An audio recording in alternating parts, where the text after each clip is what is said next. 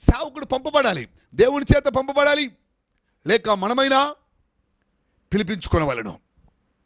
కొన్నేళ్ళు ఇంటికి కొన్నేళ్ళు పిలిపించుకొనెను. నినివే పట్టణమునకు దేవుడే పంపించెను. దేవుడు పంపబడినప్పుడు చెప్పే వాక్యం వినాలి, వాక్కులు వినాలి. దైవజనుడు పిలిపించుకున్నప్పుడు దైవజనుడి ద్వారా వచ్చే వాక్యం వినాలి. వినుట వలన విశ్వాసము కలుగును, విశ్వాసం వలనే తారుమారు జరుగును. బలులు దేవుడు విశ్వాసముతో అర్పించే వాటిని మాత్రమే అంగీకరించను. ఆయన మాట వినకుండానట్టుగా నీ బలులను ఆయన స్వీకరించడు. ఆయన మాట వింటేనే ఆయన్ని బలులు స్వీకరించగలను.